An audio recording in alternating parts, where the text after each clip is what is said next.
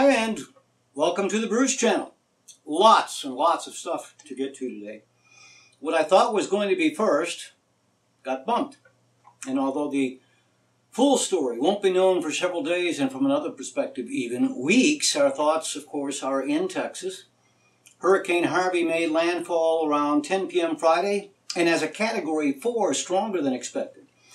Even if it had stayed at Cat 2, this is going to be catastrophic, but Cat 4 means it'll be that much worse. The flooding that much of Texas is in for doesn't depend on the strength of the storm.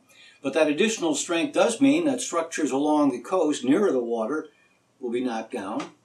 Overnight, the first night, for heaven's sakes, people in an apartment that had been evacuated, now they don't have a home to go back to because lightning struck the apartment building and it burned to the ground. Further inland, Cat 4, Cat 2 won't make that much difference because it will weaken, but millions of people will have their lives turned upside down. In terms of strength, major hurricanes are Cat 3 and above, and yeah, Katrina and Andrew were both Cat 5s, if memory serves. So was Hurricane Hugo.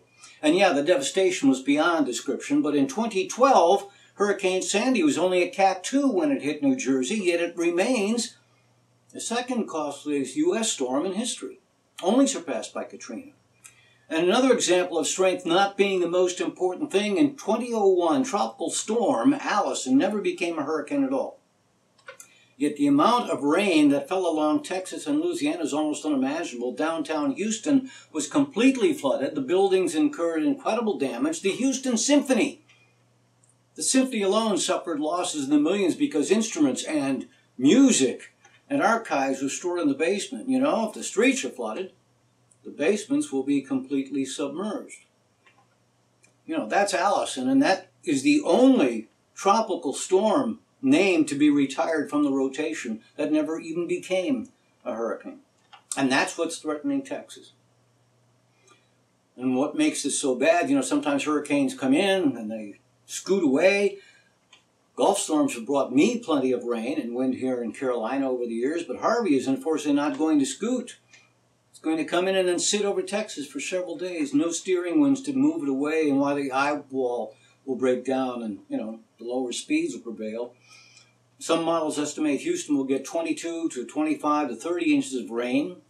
Drains can't handle that much water. And the ground will be saturated, which means even modest winds will topple trees, and topple trees means power goes out.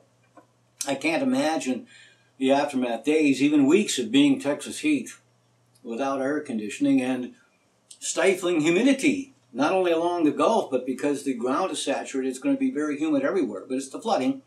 You know, most models, Houston, 25, maybe 30 inches, but one outlier, not for Houston, but for some other parts of the state, said up to 60 inches. That's 5 feet of water in a few days. This is going to be a deadly storm.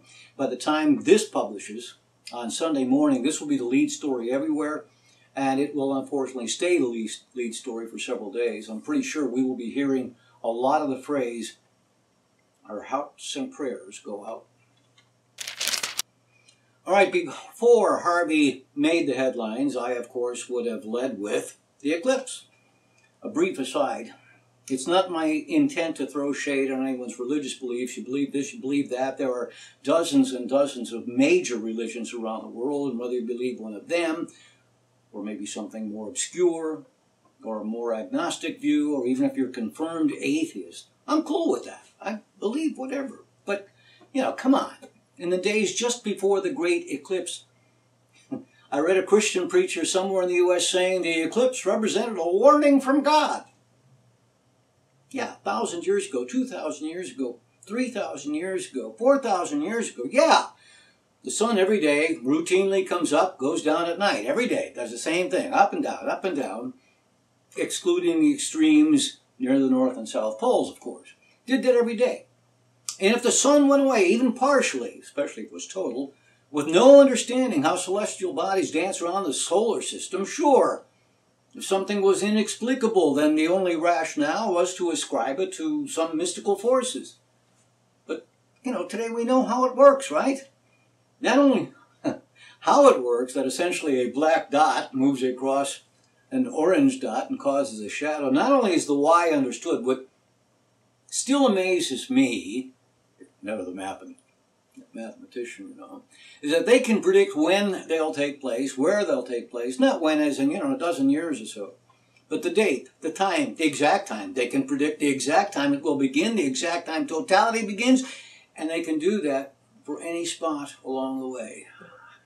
38 years ago, the late anchorman Frank Reynolds spoke of the eclipse that had just happened, and he told us when the next one would be. Take a look. So that's it, the last solar eclipse to be seen on this continent in this century. And as I said, not until August 21st, 2017, will another eclipse be visible from North America. That's 38 years from now. May the shadow of the moon fall on a world at peace. And ABC News, of course, will bring you a complete report on that next eclipse, 38 years from now. All right, and this is cool. The last time one traversed the U.S. coast to coast, 99 years ago, one of the local anchors here traveled to South Carolina and spoke with different people, including a woman who was 105 years old, and she remembers the last one when she was like 6 years old. So almost everyone in the lower 48 had at least a wee glimpse of something. A friend of mine in L.A. said it was pretty disappointing. She was so far from it, it just got a little bit dimmer. And that's my recollection from the one that was in 79. It just got a little dimmer. For this one, though, I was pretty close. I considered driving to South Carolina to see the totality, but by midweek last week, the highway signs were warning us here and points southward that delays and heavy traffic was expected as people headed into various areas of totality. Friday and even Saturday, the local weather people said we here might have some clouds, but it was more likely to be cloudy in South Carolina. So given the traffic warnings and the threat of clouds, I didn't go. One of the coolest promotions I ever heard was this. My friends at the Greensboro Grasshoppers play their Monday through Saturday games at 7 p.m., except about one Wednesday a month that's billed as a businessman special, and they have that at 11 in the morning or noon, but Monday through Saturday, always 7 o'clock. Eclipse day, first pitch was at 1:13, which was when the eclipse first began in Greensboro. Now where I am, just a little southwest of there, I saw plenty of clouds to the north, and indeed the Hoppers fans saw a baseball game, but under cloud cover almost afternoon, so they didn't see much eclipse. Some parts of Guilford County and points north even got rain showers and storms. For me, it was partly sunny. By definition, meteorologically speaking, partly sunny means there are more clouds than sun. The sun only partly gets to be seen.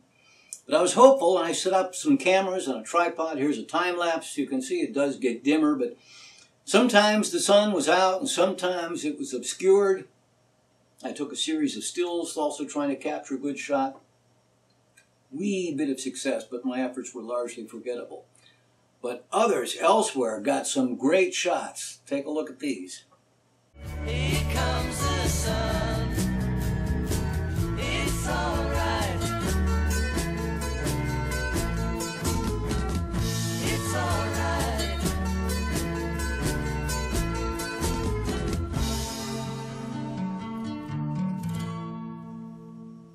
Oh, and this is cool. The satellite shot we're all familiar with from, watching satellite imagery from space. In a loop, it shows the shadow cast by the moon as it tracked along its path, coast to coast. All right.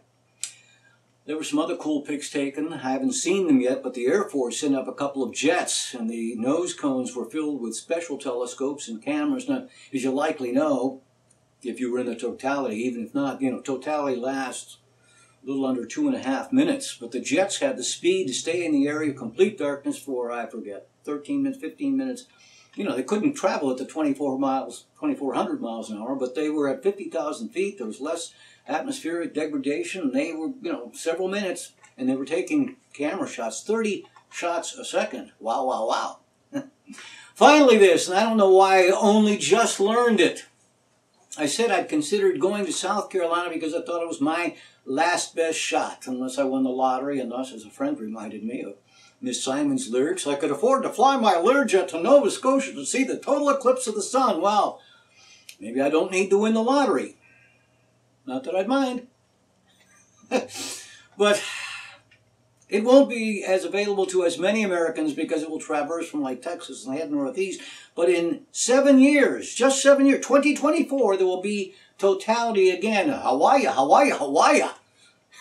Part of its path is my hometown, Cleveland, Ohio. So if I'm still kicking around this mortal coil, I suspect I'll be visiting friends and family. The date is April 8th. There's plenty of time for the Indians to mimic the Grasshoppers. They need to arrange with the league to get a home game scheduled for April 8th. Wouldn't that be a home opener? To end all home openers if they got it to be the home opener? And play to coincide with the eclipse. Wow. Of course, we'll have to hope there aren't clouds. And you know, if I'm already thinking, should I go to the stadium, or wouldn't it be cool to be on a golf course during the eclipse? It would take longer to play because all the players all over the course would have to pause, but still, it's fun to imagine.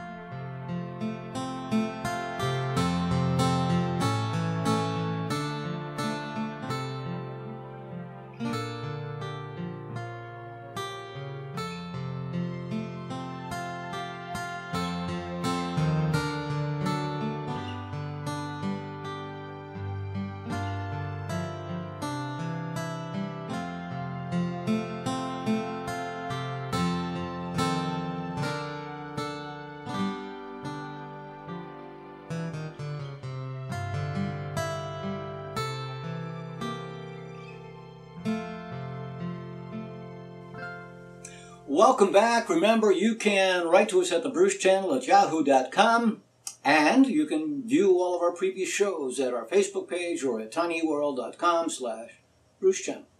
Okay. We should mention, last weekend, first on Saturday, we lost comedian and civil rights activist Dick Gregory. He was funny, but his humor was often cutting. He mocked bigotry and racism. And there have been a lot of successful black comedians since then. Flip Wilson, Richard Pryor, I suppose we mentioned Bill Cosby, but it was Dick Gregory who was the first to play in white clubs and go on television and have comedy records. He died a week ago, Saturday, at the age of 84. Then on Sunday, Jerry Lewis died, another funny man. His first act was goofy. He would pantomime to hit records and use his face to juxtapose with the lyrics. But it was when he teamed with Dean Martin that he and Dean became a smash. They made movies on television. They spent 10 years together. They split 10 years to the day that they first performed. Each went on to success, although Dean's was larger and longer lasting. I suppose I laughed at the Nutty Professor, but I really didn't care much for his humor, but I would watch the Labor Day Muscular Dystrophy specials and look forward to them each year. Jerry Lewis was 91. Two comedians, and yet inside they were very serious individuals. Hey, let me tell you about my book, Shrink. Or wait, I can let others do it.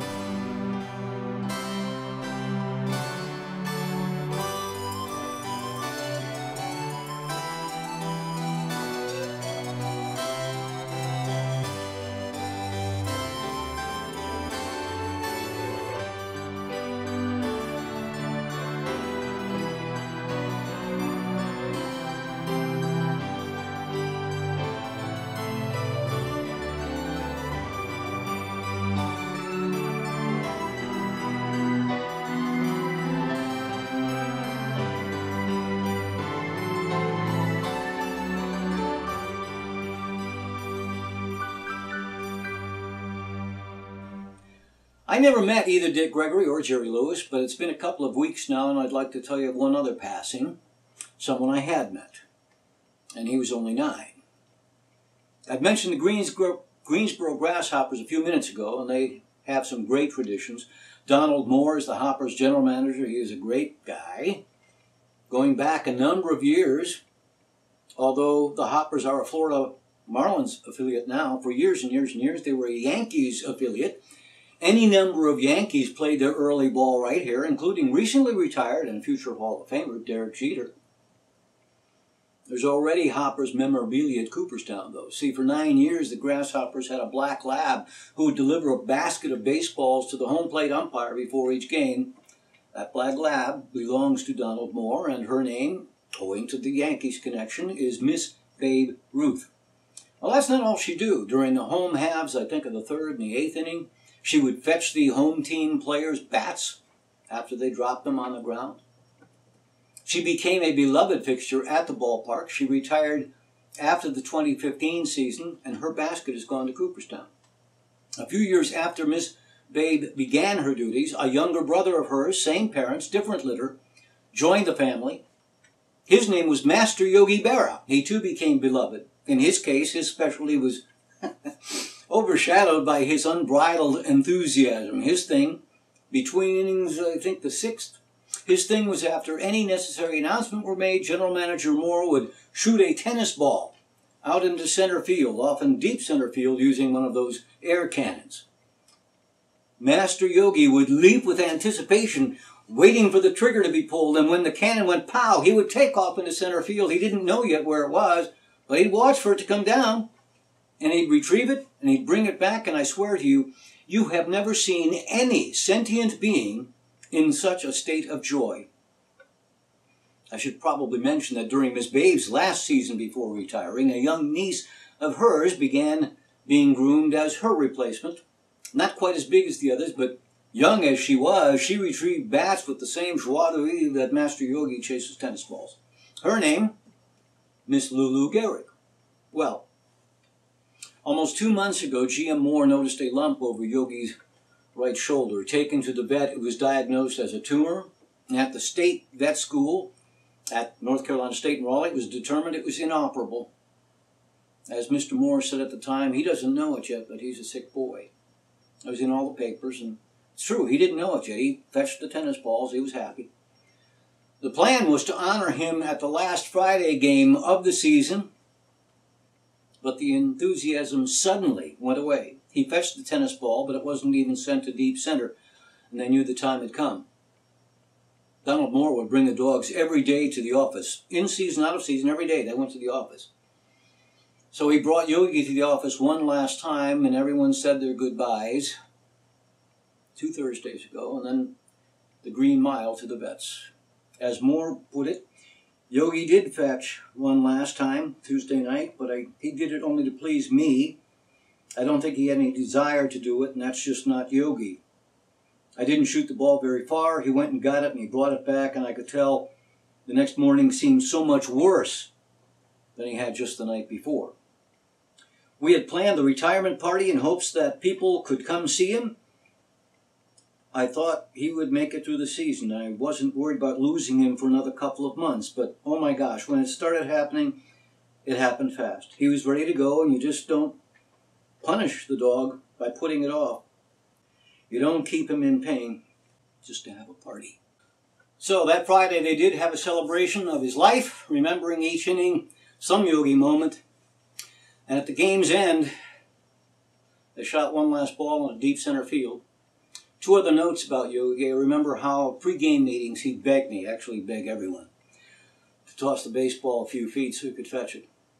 There's a word, indefatigable. That was Yogi. Some years ago, Yogi was in Sports Illustrated. Huh? Yeah, he was. 2009, I think. Yogi took off after the tennis ball into center field, and on the way back, hello, nature calling.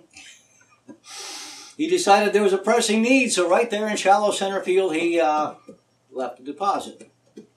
The second base umpire nearest him, second base umpire, saw that, and he gave him the heave-ho. And with that, Master Yogi Berra became the first and only dog officially thrown out of any professional baseball game at any level.